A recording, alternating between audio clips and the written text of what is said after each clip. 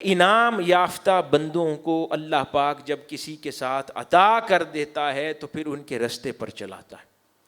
اب اسی کے اندر ایک اور بھی اہم پہلو بڑا ضروری ہے، وہ یہ کہ صرف ان سے اللہ پاک یہ نہیں فرما رہا کہ وابستہ کرتا ہے،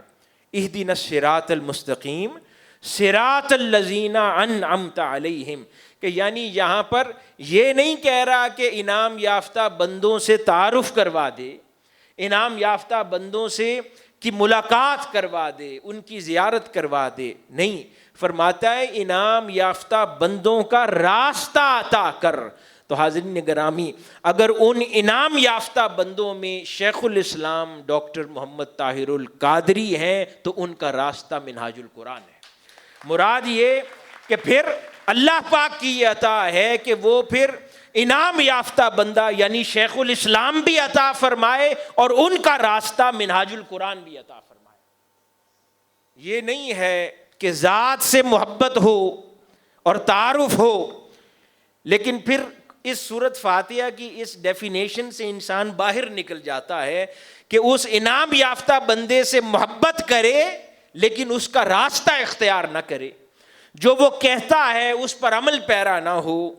جیسے اس نے زندگی گزاری ہے پھر ویسے زندگی بسر نہ کرے، جو وہ کہتا ہے وہ نہ کہے، جو وہ کرتا ہے وہ نہ کرے، جیسے وہ رہتا ہے ویسے نہ رہے، جیسے وہ سوچتا ہے ویسے نہ سوچے،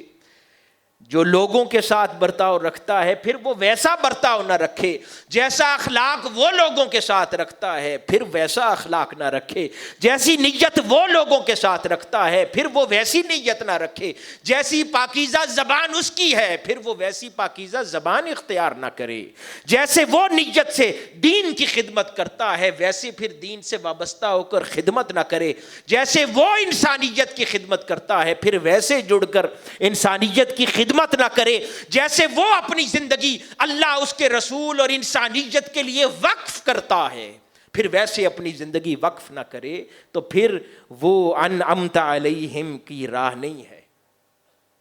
راہ تب ہے کہ جب شخصیت کو چاہو